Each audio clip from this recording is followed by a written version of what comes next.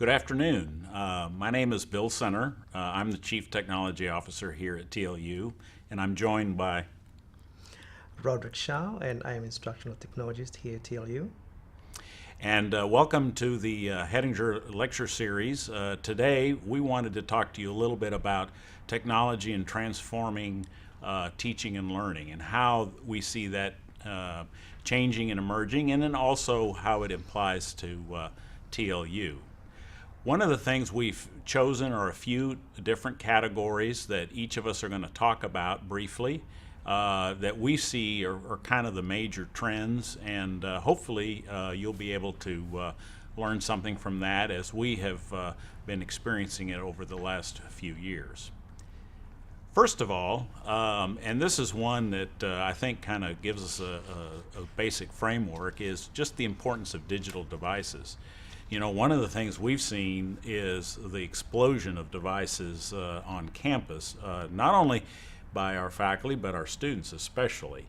And we've done research within our own student body and have noticed that 98% of TLU students have at least one network available device. In other words, internet connected device.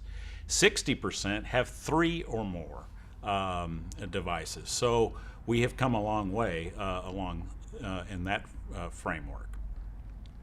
What I'm going to show you right now are some slides that we have pulled from the EDUCAUSE research facility. EDUCAUSE is the higher ed technology consortium group that supports higher ed around the country. And their research has been quite fascinating. You'll see trends over the last 5 years in terms of what students have felt is important to use in their classwork. The top one, the king, is the laptop. It's used almost 100% by students for their classwork and rated very highly and critical to their academic success. Likewise, you'll see the smartphone has grown over the last several years.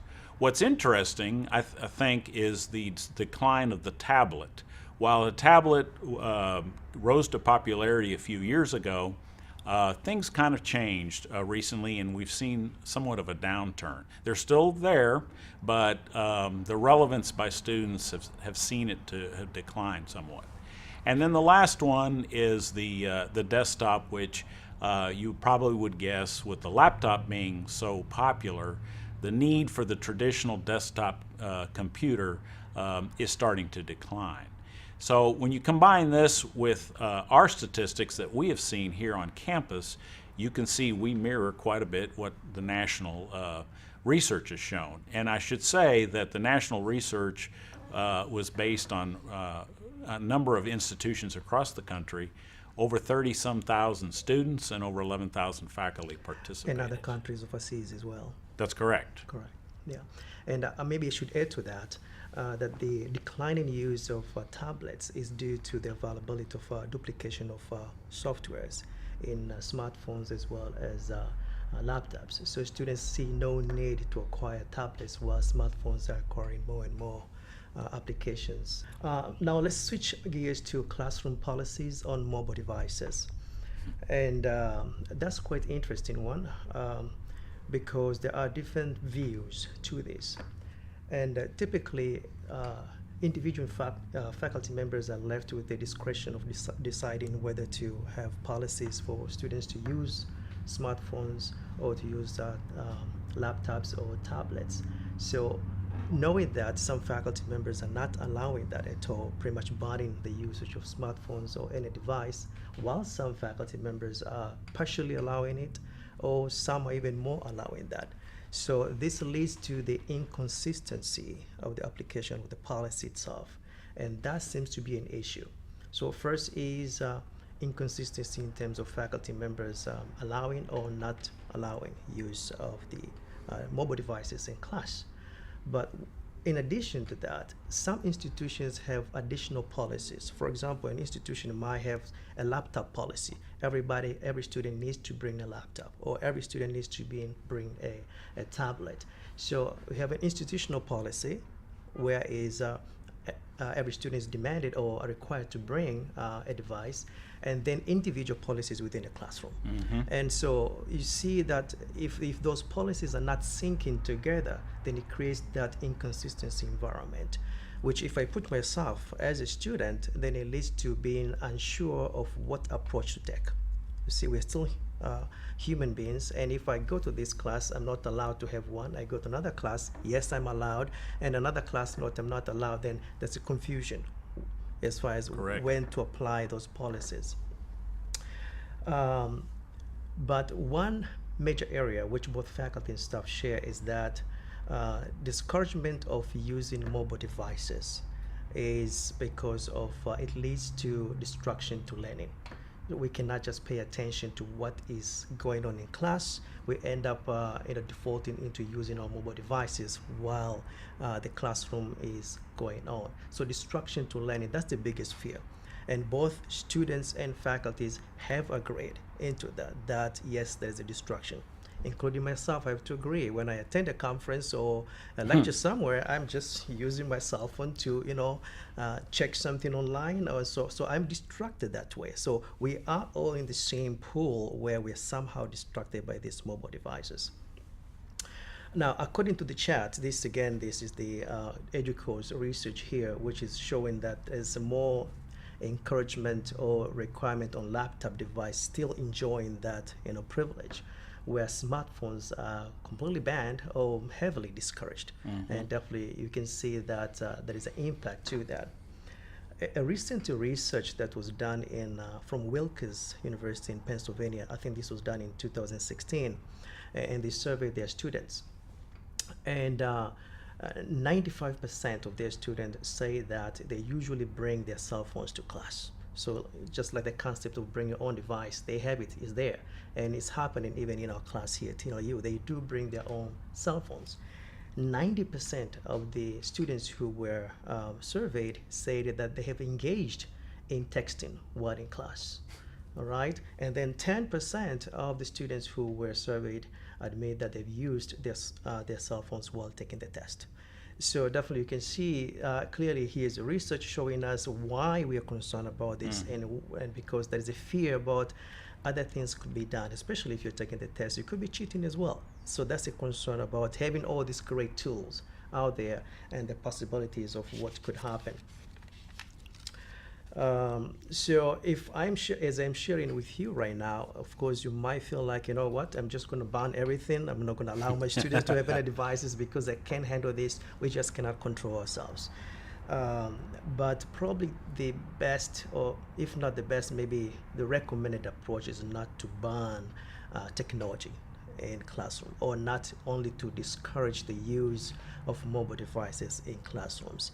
There are certain situations we need to realize that we have to respond to. For example, if we have in our student population, there are students that are already documented with disabilities. And we have to find a way to tailor to their needs. And there are different technologies out there that tailor to their maybe vision impairment, or could be hearing impairment, or could be even speech impairment. And those are called assistive technologies. So knowing that we have certain needs of our students, then part of the policies we're going to make as an individual faculty is to make sure I accommodate those policies. And the other thing is to make sure it's clearly stated, written on the syllabus. And remember, the students are just like me and you. We're human beings. So sometimes we tend to forget. Remember the inconsistency I talked about. It's hard to remember where to apply this. So a little reminder from the faculty, maybe at the very beginning of the class, that my policy about mobile devices in class is this. I'm just reminding you a little bit. It helps. It's a good effort to remind each other, because we are human beings and sometimes we tend to forget. That can help. And of course, try to sync in the policies of the institution and the policy of the individual. I mean, the bottom line is individual faculty has to make that decision, but somehow the institutional policy takes its pace, and then at some point the individual faculty member also has to kick in. But where does it end and where does it start? I do think we're on a collision course at some point in the future. Something's going to have to give. Correct. Just because it's so ubiquitous. Correct. The next topic we wanted to share with you is this concept of active learning classrooms. A few years ago at several conferences that we've attended, myself included, we've seen universities talk about, hey, you know, we've done all this work in putting technology, which may be overhead projectors, computers, Blu-ray players, and so forth, in a classroom to help in the learning experience, but maybe we need to look at the classroom itself, how it's laid out, how the furniture is in place. And I'm going to show you a few pictures of some different samples. Some what we've tried to do at TLU, and first what one school, the University of Indiana, has been kind of a known pioneer in this technology. But you know, first of all, you know, we can't omit what the legacy TLU classroom is. Many of you who are alums of TLU probably may recognize this as, oh yes, I've many times sat in a classroom like this with individual desks arranged in rows, and basically that was it. Pretty Spartan. You know, what we're seeing in the industry now in many colleges, including TLU, is, hey, you know, we need to look at a better way to do things to encourage more learning. You know, the old way worked for many years, but as I said, it's pretty rigid. And so we're always looking for new highlights and new ways to teach.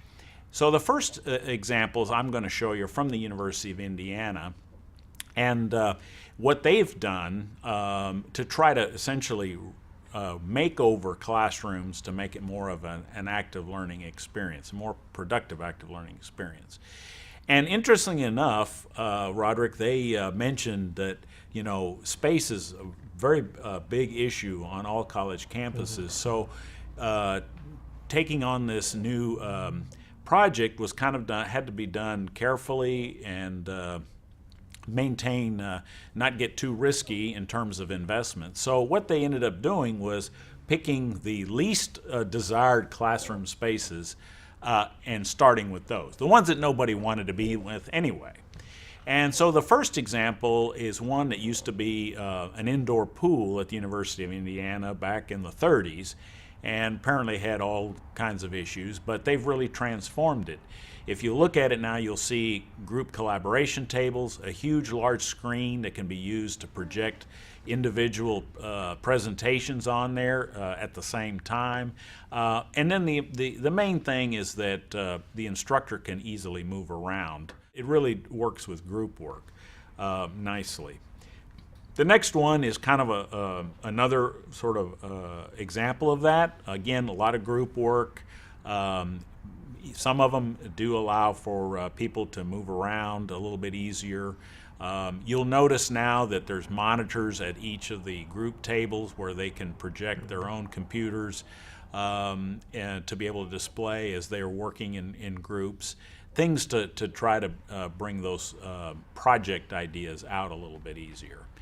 And then the last one from Indiana is one where you've got dual projection. Tables on wheels, chairs on wheels, so they can be moved around or reconfigured however the course may need. So pretty slick areas. And now that they've, at least at Indiana, what they have seen over time is these are becoming very popular and high in demand. So what about TLU? Well, we've been thinking about this as well. And but we're sort of on the front end of it. So the first slide I wanted to show you was the Seguin Hall classroom. This is actually a computer lab, but you'll notice that it's not set up in the traditional way. It's set up kind of back to back, again, to easily allow the instructor to see everybody's work, as opposed to sort of the traditional classroom. You'll see there's extra screens on the wall. To be able, for the people who are furthest away, to be able to see the presentation a little bit easier. And they can be rearranged to some degree for group work. The second one is one we've done recently, which is the Langner Hall Lab. This used to be We called it sort of the Rock Museum in Langner Hall. And a couple of years ago, we reconstituted the space, and you'll see it is a traditional computer classroom, but we've got dual projection. We even have wireless projection so that a student, a laptop, or any of the student desktop computers can be projected on the screen. And notice that the screens are actually whiteboards, so they can be written on, so they don't have to cover things up. This was something we wanted to do, and kind of a little bit different than what we had before. Faculty like whiteboards or blackboards. They want to be able to still write a lot on the board, and so this preserved that. The one that I'm really excited about is what we're doing in the basement of the library. And for those of you who are at homecoming next, please come down and take a look at it, because it's really taken a big renovation since you last were probably here. It's got new carpet, lighting, ceiling tiles, but one of the rooms is actually called the Active Learning Classroom. Movable tables and chairs, just like in Indiana. We have video recording, and the idea here is for students and faculty to practice their presentations, get recorded, be able to get that immediate feedback. And we're real excited about this. This is kind of our first one that's truly an active learning space. But what we hope is, just like we do refreshes with computer technology and AV technology, that we'll be able to go into classrooms over time and kind of give them that makeover. So anyway, an exciting topic for sure. Now let's talk about one of the approaches that seems to be very popular now in the higher ed. Is called the blended learning. Blended learning is actually bringing together two different types of approach for teaching and learning. That is, from one side you have face-to-face learning, and from the right side you have online learning. And when you bring those two approaches together, right in the middle you have the blended learning. Now, before I talk more about the blended learning, let me just share with you this concept. In a typical face-to-face classroom setting, typically instructors will assign students to perform or maybe read a chapter or two before you come to class next time, because you plan to cover that topic with them. That's typically. So there's like a homework assignment. Read several chapters or several articles, or maybe there are a number of video clips I want you to review before you come. And then next time, once we meet on face-to-face, then we can go deeper into learning about the particular topic. So even the face-to-face environment, they have done it with the intention of improving learning. That's the main idea, improving learning. But usually, as you can see, students, most of the time, they don't read.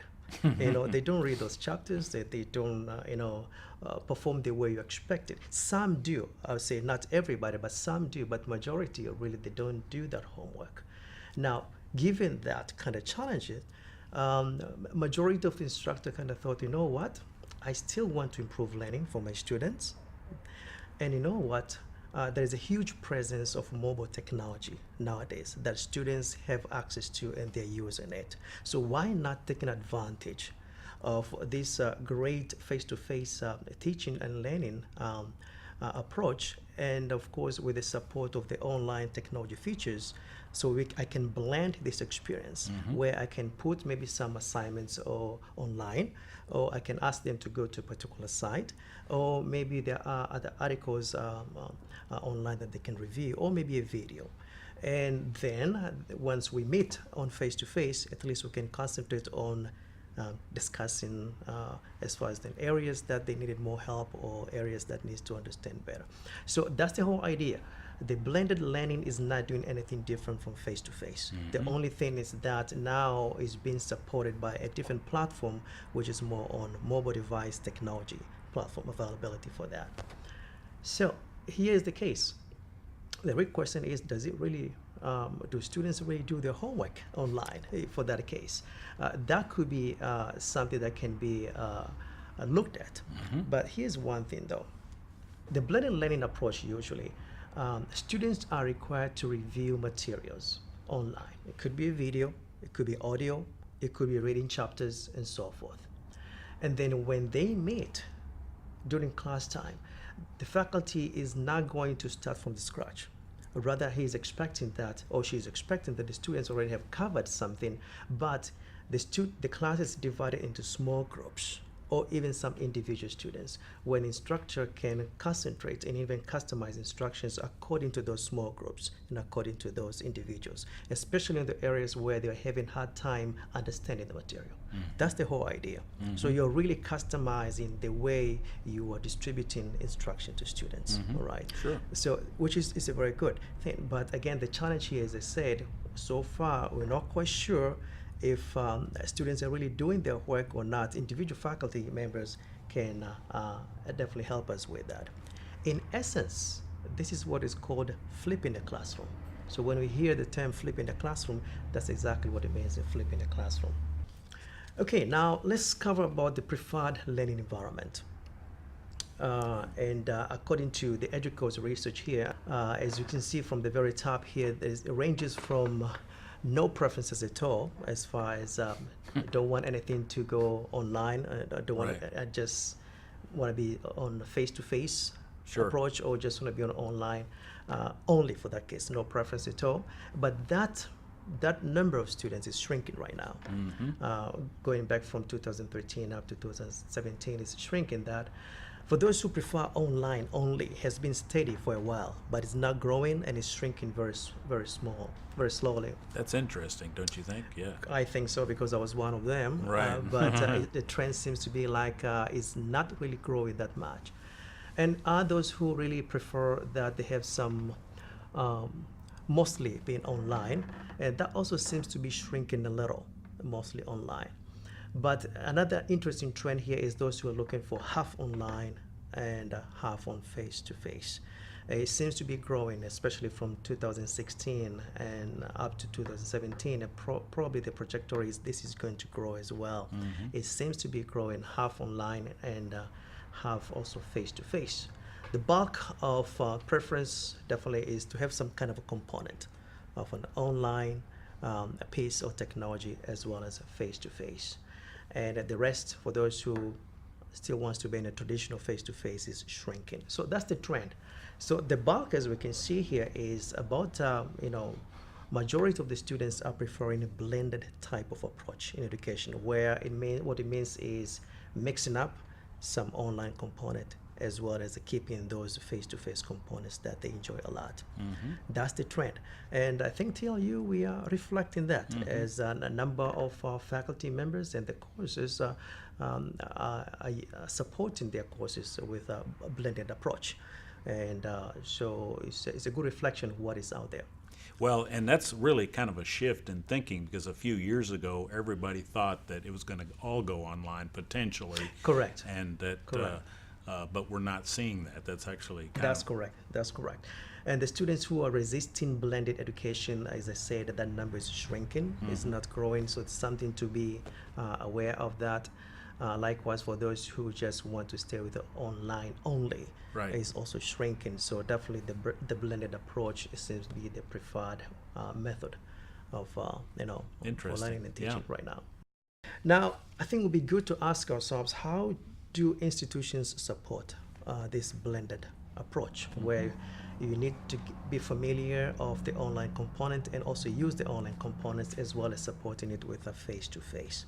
And one of the tools that is out there being used by institutions is the learning management systems, the LMS, learning management systems.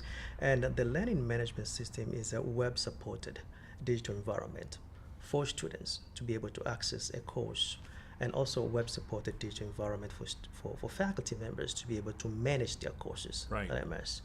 And I like to think of LMS myself as a Swiss pocket knife, if you think of that. That's a good analogy. Yeah, because there are several tools you can pull and open and try to achieve whatever you want to accomplish with those tools. So there are a number of tools that you can use out there. But I would like to share with you some examples of learning management systems out there. You see the first one there at the very top is a Moodle, and that's an open source LMS. And of course, myself, from my background where I come from, many of the African nations, due to the budget issues and affordability, Moodle seems to be the preference for many colleges for that case. It's just how to support it becomes an issue, but that's a good choice. Other available systems like the Structure, Drupal, Sakai as well, Bridge, and Canvas. So the learning management systems are the tools for supporting the blended approach. And here at TLU, we are using the Zanzibar e-learning, famously known as Eraser. Right. What students can do on e-learning, Eraser, is that they can access, could be class documents, maybe handouts from the faculty member, or even resources that are put online, links to other articles or videos or even audio.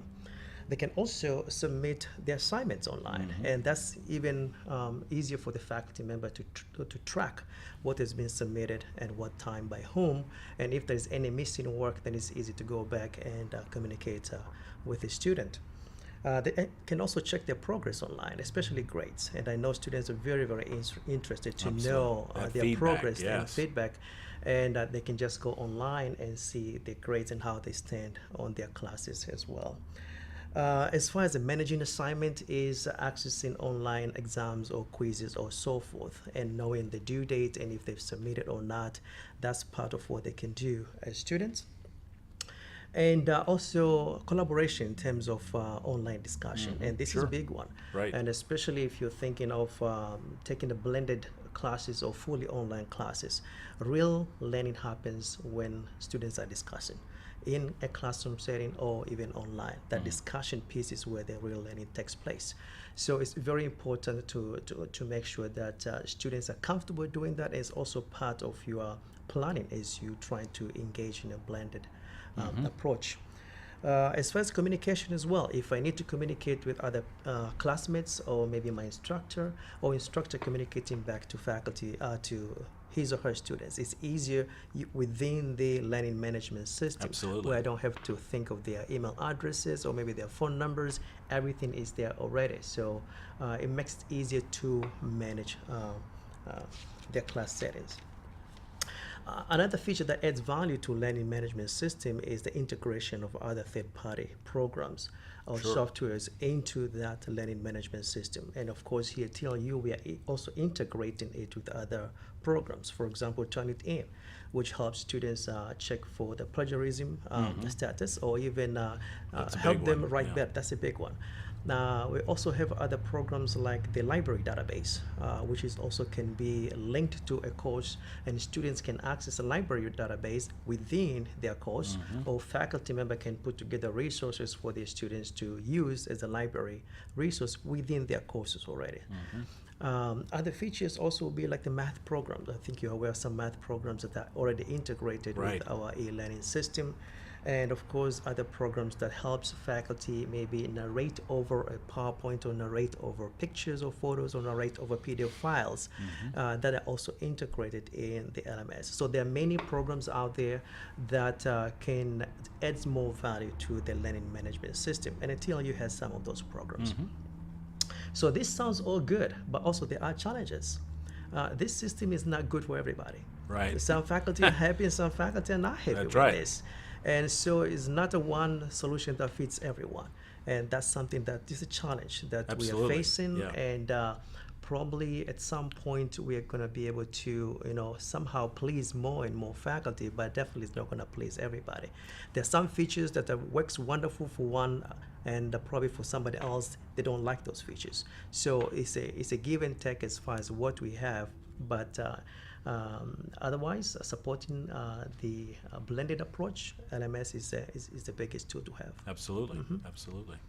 Recently, we did a survey. This was sponsored by Center for Teaching and Learning, and we surveyed our faculty member about their self-perception and the level of experience of using the e-learning or the e-eraser. And here are the results.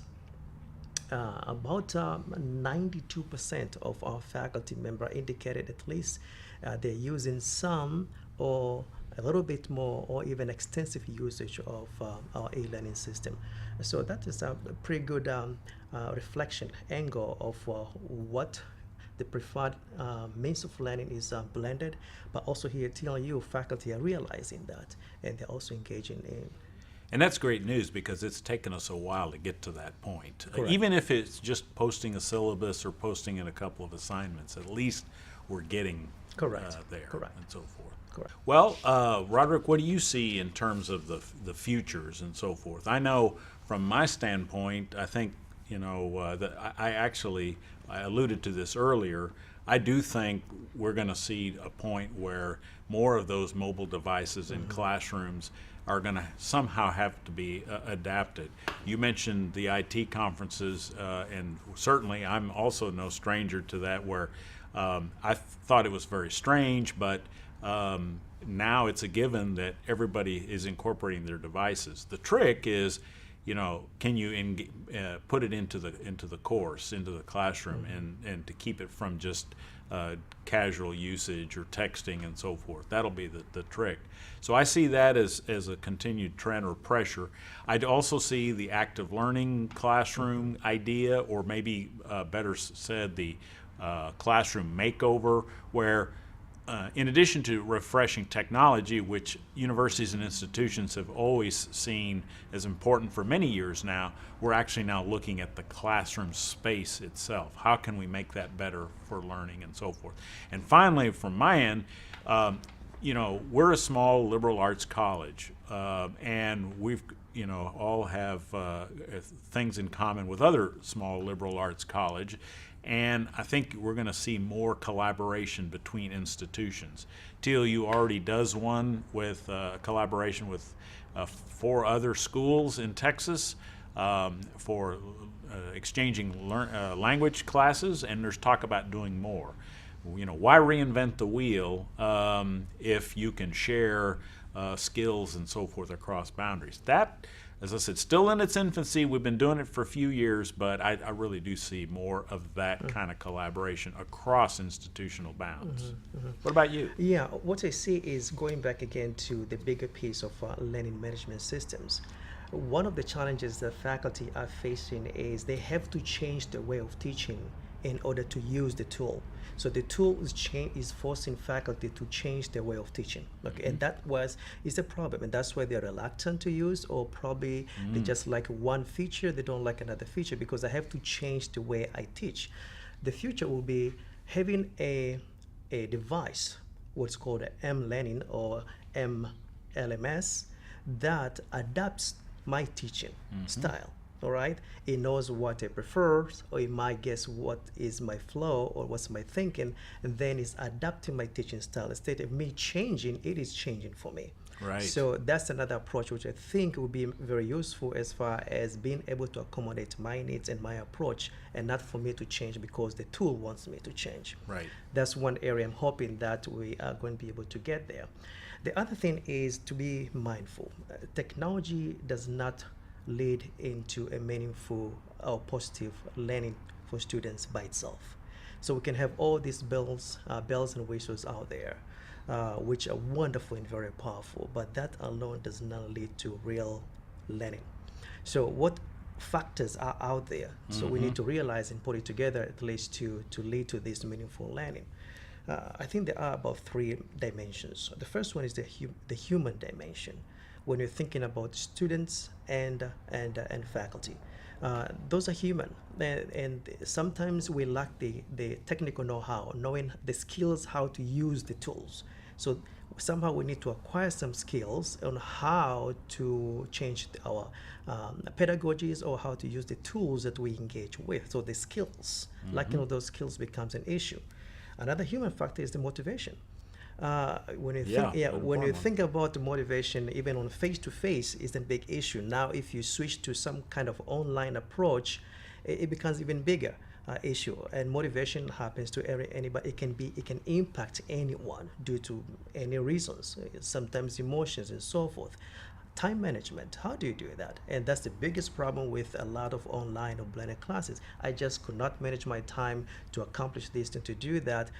time management is a big issue on face-to-face. Likewise, also on blended education. So those are issues to think about the human factor, the human dimension, how to minimize that. The second dimension is actually the design itself.